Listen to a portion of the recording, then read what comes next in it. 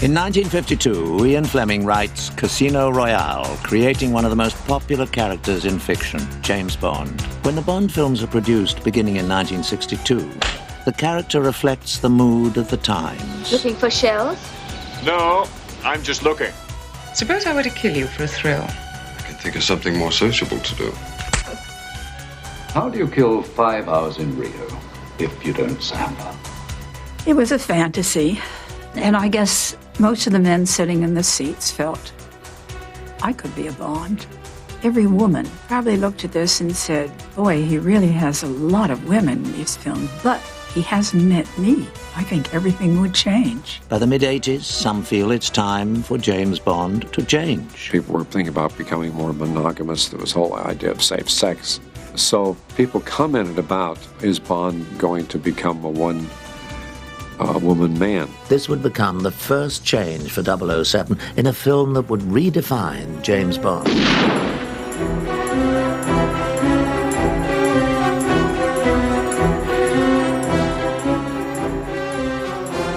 With Roger Moore's retirement from the role of 007, Michael Wilson and Richard Maybaum embark on a script for the next film without knowing who will eventually play James Bond. One of the ideas that was looked at from time to time was the possibility of exploring Bond's roots, to show where he had come from, to show his background. He's always been a veteran character. He's been a fellow who is experienced. Cubby felt we shouldn't really look backwards. Instead of creating a story which deals with Bond's beginnings, the writers return to the source. The short story is basically the beginning of the film. Whoever she was must have scared the living daylights out of her. Smерть Spionam, that's used in the opening sequence, those words meaning death to spies in Russian, come from Smerch, which is the organization that was in the early Fleming books, an assassination organization within Russia to liquidate foreign spies. Wilson and Maybaum make Fleming's female assassin the central character of the new story. As writing begins, the part of James Bond is yet to be cast. We weren't quite sure exactly how to go with the part, so we sort of wrote it fairly middle of the road. We didn't make it as comic as it had been with Roger. We were actively looking for a replacement, which is no easy task, believe me. We have tested people from time to time between films. Basically, you've got to have a guy who's looks handsome, fit, right height. He's got to have humor, and he's got to be hard. The first test was Sam Neill. So you're Tatiana Romanova. My friends call me Tanya. My friends call me Bond. James Bond. All of us were impressed with Sam Neill and very much wanted to use him. He'd been very successful as Riley Ace of Spies. The key members of the Bond creative team are sold on the New Zealand-born actor, except the one whose vote counts most. Like a lot of things in life, it was a close race. An actor who has long been high on the list of candidates is Timothy Dalton, who is first approached for On Her Majesty's Secret Service. Cubby did want him very much. He thought he would be a splendid Bond. I was about 24, 25 then. Had a good career as a young man in films, having done The Lion in Winter, Cromwell, Mary Queen of Scots, Wuthering Heights. And Mr. Broccoli very kindly asked me if I'd be interested. But when he came in for the interview, Timothy himself said, I just think I'm too young for this role. I think Bond should be between about 35 and 40. And as a 25, 26-year-old, it would not have been right. He wasn't ready for it, obviously. Dalton turns the role down in 1968, but Broccoli feels he's a good choice and continues to pursue him into the 1970s and 80s. Cubby and I met Timothy Dalton on several occasions. We invited him into the studio in MGM 6 or 7 years ago. He seemed to have a sort of interesting side to him that we thought we might be able to use and explore for a new Bond. But Dalton's commitment to the film Brenda Starr means he will be unavailable when The Living Daylights begins production. There was a desperate search on for a James Bond. These very famous people wanting to play James Bond. What the actors had to do was do a fight scene and also do a love scene. I obviously didn't do the love scene, I did the fight scene. I'd come in and coordinate fights with the last three shortlisted actors. A young actress agrees to test with one of the candidates. The first time we used Miriam Doppel was in the tests with the actors. I did it because Barbara Broccoli approached me and I said, yeah, I'll do it for a day. Well, now that we've been properly introduced. When she turned out as well as she did, we decided that maybe she could play the leading role. I was thrilled. It was like, wow, I got a part in a movie and it's a Czechoslovakian girl, she's a cellist, so I'm going to be doing all these wonderful things. And my God, I'm in a Bond movie, me. Meanwhile, an actor many think is ideal for the role is coming to the end of his network television contract. Someone that we'd always considered was Pierce Brosnan. Pierce was so keen on becoming Bond. We decided to test Pierce, and I came down here to Pinewood and we did extensive testing for 3 days. I cut the tests together, presented them to Cubby, and we sat in the theatre and he slowly nodded his head. When I was cast as Karamilovi in The Living Daylights, at the time, Pierce Brosnan was supposed to play the part. When it actually happened that he was going to play Bond, it was wonderful. They were so delighted. The other roles are quickly cast. Dutch actor Jeroen Krabbe is approached for the role of Koskov. We first saw him in Soldier of Orange, of course, where he was magnificent. I had one wish, which was to be in a James Bond movie. Ever since I'd seen the first ones when I was 12, 13, 14. When an opportunity presented itself, we offered him the role. For the part of cold-blooded assassin Necros, the producers hire a dancer turned actor. I think what made it happen was really the incredible coincidence that the character I played was described exactly the way I looked. Rounding out the international cast is Joe Don Baker as Brad Whitaker. Whitaker was a nut. He was a very rich man who had his own army. He thought he was Napoleon or somebody. All of a sudden they said, no, it's postponed for 2 weeks. Because Pierce was doing Remington Steele, and they couldn't get him out of the series. I think it was a 60-day thing for them to come up with any more episodes, and I believe on the 56th day they came up with 5 more episodes. And the network that he was working for wouldn't release him. And the edict from Cubby was that Remington Steele will not be James Bond. So that was the end of the deal. And we got into tests again, and then Timothy came in. Cubby always remembered that Timothy Dalton was someone who, in his mind, could play Bond. And then they approached him again, and then he said yes. The schedule on this Bond film was delayed, and it was delayed to the point where I became available, and I was asked again, and I was very, very pleased. Dalton is suddenly a very busy man. He is scheduled to begin The Living Daylights within days of finishing Brenda Starr. The script is now tailored to Dalton's strengths. First and foremost, I wanted to make him human. He's not a Superman. You can't identify with a Superman. We were very anxious to get back to the more hard-edged Fleming-type Bond, both in the story and the way Bond played the part. He told us he was going to go back and reread the Fleming novels to get sort of grounded in the character, and we said that was a good idea. You can always identify with the James Bond of the books. I mean, he's very much a man, and a tarnished man, really. You know, he's not perfect.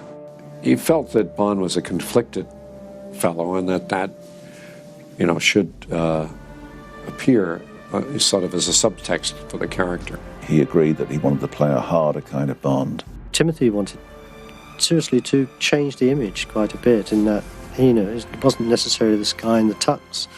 It wants to be a tougher character. He was going to be James Bond. No room for laughs and jokes. I wanted to capture that occasional sense of vulnerability, and I wanted to capture the spirit of Ian Fleming. We were very happy with that. Filming begins on Gibraltar on September the 17th, 12 days before Dalton is scheduled to arrive for makeup and wardrobe tests. Bond film veterans B.J. Worth and Jake Lombard contribute to the pre-credits parachute jump. I filmed on Gibraltar, and we did a little skydiving sequence out there. Jumping out of a Hercules was relatively straightforward. It was the landing, because it is very inhospitable terrain. The winds were very squirrely all over the Rock of Gibraltar. B.J. Worth and his boys had quite a tricky job. They had us landing in places that were extremely hazardous, And actually, a couple of them they were going to do with a crane and lower somebody down. And we figured we could probably do it better ourselves and much, much easier. And we ended up getting lucky. The 3 landings of the 3 00 agents, we did all in one day and just knocked them off. Boom, boom, boom. One stunt poses problems for the filmmakers. We were faced with a situation about the stunt with the Land Rover. We decided to go out into the Mojave Desert and take a lightweight Land Rover out there and drop it with somebody on it and see what happened. You can't just start dropping cars out of the sky and hope that they land safely. We were planning to use a parachute so we could do take 2 with the Land Rover. We attempted it twice, and on the second occasion, the parachute that they put inside didn't open. It got wrapped around the Land Rover. So all we got was a Land Rover that looked like it had been dropped. Well, it was dropped from 2,000 feet. Instead of being about 6 foot high, I think it was reduced to about 4 inches. It had just flattened completely when it hit the ground. It was an absolute disaster. It crashed down into the Mojave Desert, and there wasn't much of it left. We then reverted to plan B, and we fired a Land Rover off of Beachy Head with an air cannon and had a radio-controlled rig inside it to release a parachute to pull a dummy out of the top of the Land Rover, and then we blew it up. Almost 2 weeks after the second unit begins filming on Gibraltar, the first unit starts shooting with Andreas Wisniewski and stuntman Bill Weston. Ballet training helps to execute action scenes insofar as you have a certain awareness of your body. I had a big fight with Bill Weston. During the course of these 3 days it took to film this fight, Bill fractured a finger and I knocked him out once. The next day finds the crew on location at Stoner House, doubling for Bladen's safe house. The first thing I actually did was me being kidnapped from the estate. I liked Timothy on the spot, and we had a wonderful, wonderful, wonderful time together. I'd in fact just come off doing a film called Brenda Starr in America, which I finished on the Saturday, flown to England on the Sunday, and started work on the Bond film on the Monday. And he was completely jet-lagged. He hardly had his tuxedo on, and he had to do this scene. Despite jet lag, Dalton throws himself into the role, especially when he joins the second unit on Gibraltar. They sent Timothy to me, and I had a message from Cubby and from John and from Michael Wilson saying, don't damage him. Very good at action, Timothy, and he was a good mover, and he was very keen to do as much of his own stunt work as possible. When I felt that I could do and should do the action that we see in the film, I did it. He was up on top of that Jeep. He was on the side of it. He climbed down. He did a lot of things himself. I knew that he was strong enough. Whether he had the courage to hang on the top of that, and it was 1,300 feet drop down the side of the mountain. We got him on top of the Jeep. And I said, all we want, Tim, are just some nice big close-ups of him. Oh, but I can do it. I can swing around, you know. I said, Tim, we just want some close-ups of him. We don't. And he was so keen, and he was throwing himself around. He was throwing himself off the side of the truck, and my whole heart was going like this. The producers weren't too happy, but they accepted our judgment, and he did it safely, and he did it spectacularly. And he went down the side of that hill, hanging on the top of the Jeep, with great courage. A few days later, in Vienna, Dalton faces a bigger challenge, being introduced as the new James Bond to the world press. It was a madhouse filled with people from all over the world anxious to meet the new James Bond. The new James Bond, Mr. Timothy Dalton. When we arrived in Vienna, we had a huge press conference which kind of took over me even thinking about it. The press conference in Vienna, for me, was completely overwhelming. I think Tim sometimes had problems with the amount of exposure and the publicity. Timothy is a very shy person. One of the qualities that I might share with a secret agent who works for the British government would be their desire to keep their private life and their thoughts about it private. You think to yourself, oh, you know, I'm the same guy as I always was, and how can this change my life? But suddenly, everything you do, you're recognized, and you're underneath that microscope. So many photographers, hundreds of photographers. So maybe it was a bit overwhelming for him. Media interest, the public interest in the character of James Bond was more than Timothy could consider. He knew it would be a circus, but I think down deep he didn't believe it would be as bad as it was. For director John Glenn, shooting at Prater Park is like returning to his roots. We shot in Vienna, which was reminiscent in a way of one of the early films that I ever worked on in the film industry, The Third Man. It was the amusement park where Orson Welles and Joseph Cotten made The Third Man, and we did film a scene on the Ferris wheel where they also filmed. So that was very nice. Meanwhile, back in the United States, B.J. Worth and Jake Lombard have some high-altitude action of their own. Sparky Green, who's a director-producer, organized the logistics, and B.J. Worth put the team together for the stunt fight. We had to make this 900-pound sack fly. We built this great big fiberglass keel inside and then put bags around it, but the air would actually hit the keel, and this stabilized it. Of course, a 900-pound thing to get in and out of the back of an airplane was a good trick, but a couple of winches and pulleys and cables and good rigging worked out well. This cargo net was being buffeted by winds, and they were continually being slammed against the fuselage. And I got tossed off over Visalia a couple of times. We had safety guys that would chase us. But for them to go out and catch you and do you much good in free fall, be really lucky if they could help you out. Then I had to do a big swing move, get back on the back side of the bag, and usually by that time I could not move. So I would just hold on and open my mouth, and that was our signal to bring in the bag. So the winches would then pull in the net, and I would just ride there until I got close. Two people would come out and just haul me in, and I'd lay there on the tailgate, and I couldn't move, completely spent my energy because of all the wind on the front of the bag. We built a ripcord system in the net, and you had to hang on, get your feet and hands on both sides of it, so the guy in the plane could pull the ripcord, and then you just sort of let go and open the net up. The first time we did this, we definitely had our adrenaline moving pretty good, and we got down in position, and we pulled the big cable to release them, and it was a wild ride. Boy, once you let those bags out of there, it got real breezy. All these bags are hitting you like at 120 miles an hour, and you have to still hang on. When I kicked off the bad guy and tried to climb back in, Bond is just supposed to climb back up the net in a normal fashion and climb over the tailgate. John Glenn wasn't so excited back home because he wanted some more excitement. It was kind of a dull sequence with a bag just hanging there. Well, it got real undull real fast. When the net started going through its wild gyrations, I thought I was going to hit my head, so I tucked my head down, and the third one I was sure I was going to hit it, and so I dropped my head to have my backpack hit it. I don't know how close it actually came, and I never did touch it, but I thought surely it would. I thought he was going to be hit by the tail of the airplane because it started to come up and down, and it was very frightening, and he got off just in time. It was obvious if I stayed on any longer, it was going to happen, and that's why I got off when I did. While Worth and Lombard complete the cargo net shots, the first unit travels to Morocco. Shooting in Tangier was just wonderful. Morocco is a wonderful country to shoot in. It has a great international flavor. Morocco in the winter is still quite pleasant. It was a lovely experience of another culture. I love the Moroccan culture. It's beautiful. I love the food. It was wonderful. It was like animated chaos and the blazing sun. On October 27th, the filmmakers begin shooting at Palais El Mondoub, one of the many residences of millionaire Malcolm Forbes. We're looking for grand houses. It could be the villain's house. So someone said, why not the Malcolm Forbes house? So we went over there and we looked at it. He very kindly gave us access to the house and the grounds overlooking the Mediterranean.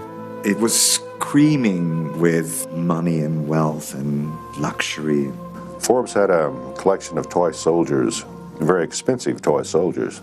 I was taken with the idea of the eccentricity of having all these toy soldiers there. And we could have a great end sequence, make it kind of eerie with these soldiers and Joe Don playing these war games. And then, of course, whenever you see something in a glass case in a James Bond film, you know that it's not long for this world.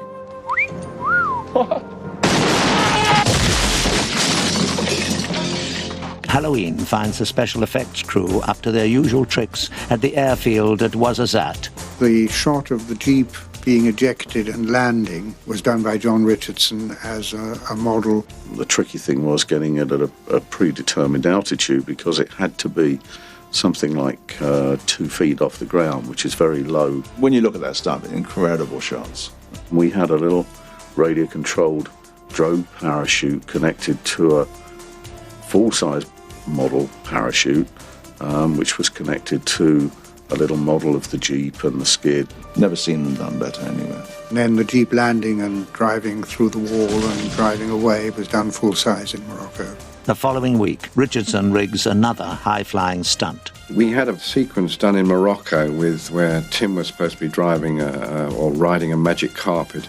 Bond rushes along the rooftops and grabs a carpet at some point and throws them on to a couple of what appear to be electrical or telegraph cables going across the rooftops. The scene got a little overlong, and it was one of the tough decisions one makes in the editing room later on that we could do without it. Throughout November, the crew films the exciting climactic battle on the airfield at Ouarzazate. Ouarzazate is sort of just over the Atlas Mountains, high desert area, before you get into the rolling sand dunes. And it was a good match for Afghanistan. There's this studio called Atlas Corporation Studios, and when you drive up to it, there's an enormous wall with very large letters above it, and that's it. It is one wall. On the other side, it looks exactly the same. It's desert.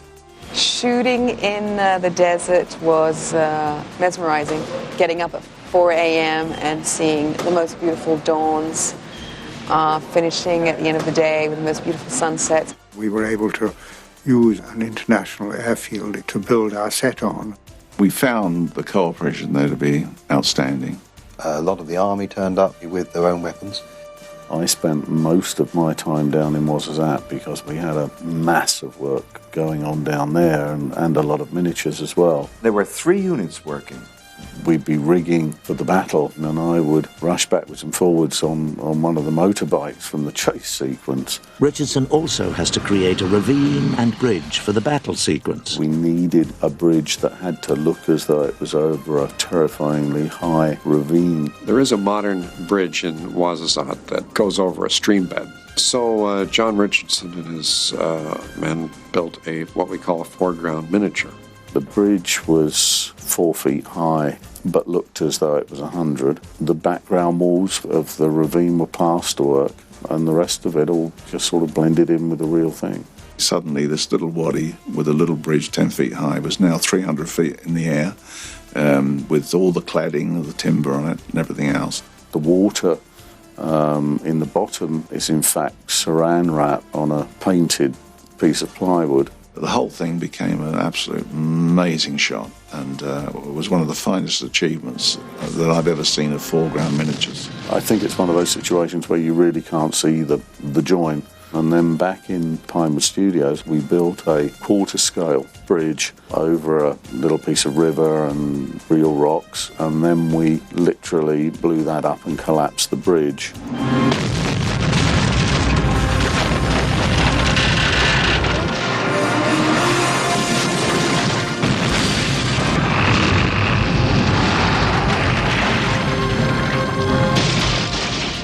Other illusions are achieved in a slightly more low-tech way. When we came to the actual shot of where it mounts the ramp, of course it was impossible to do on the real aeroplane. It was just far too difficult and dangerous. Well, it's not possible because Hercules are not allowed to taxi with their ramps down. So we've got in the largest furniture van that we could find. We're actually on a truck on the runway, and the Jeep came up behind us, and in it went. Because the sequence requires so much action, the producers minimize the risk and bring in Dr. James D'Horta, who happens to be a cousin of Cubby Broccoli's. So we had an emergency surgeon on the set, which is basically unheard of. We flew to Ouarzazate, and the crew had built a 007 MASH unit.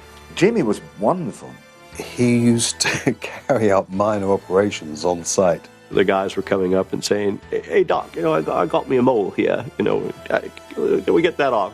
Everyone on the crew had a lump removed. They were usually fixed in the bar at night, After these guys had, I think, a couple of pints, then they started realizing, oh, yeah, I do want that thing taken off. And there we were, doing plastic cosmetic surgery in Ouarzazate. But D'Horta also has more serious work. A horseman had fallen off of a horse as the horse was going across a bridge and lacerated his radial artery. He had to do some surgery on him in the middle of nowhere in a tent My nurse, Barbara Broccoli, setting their glove as I exposed the area, cleaned it.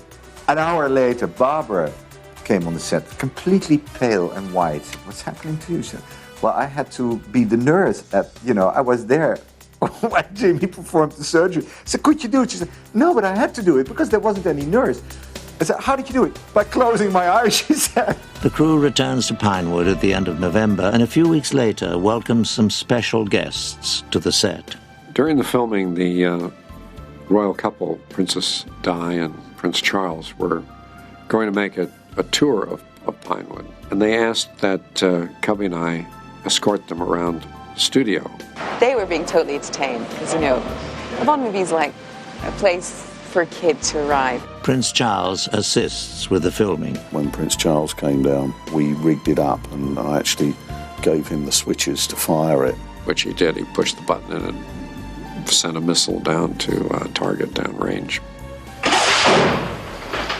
For somebody not used to it and not used to, having to cope with something like that, he did it amazingly well. Princess Diana has some fun of her own. We got some of the breakaway bottles that were made in the plasterer's shop.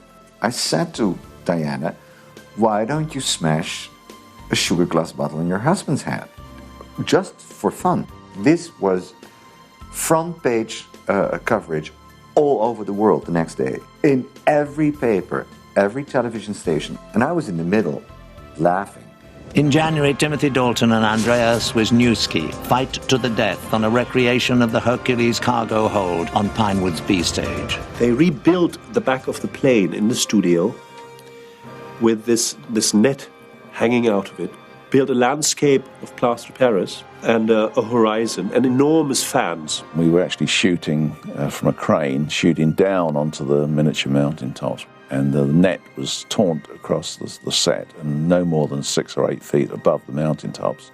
So for 3 days, we ended up hanging in this net, matching to the aerial shots that they'd already taken.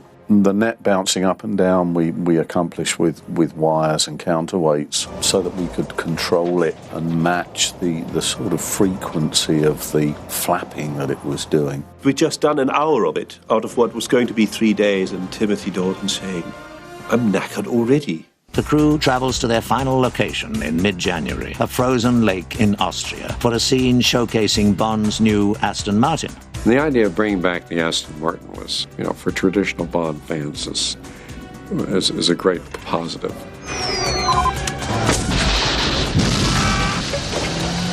I've had a few optional extras installed.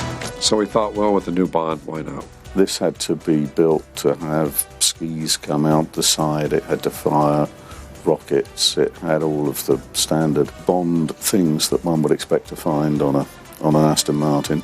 The Aston Martin has always been a favourite of ours, with Bonds from Goldfinger on. The extreme weather makes things difficult for the effects team. We had to fire the Aston Martin up a dam and had to go over the top of a hut in the chase.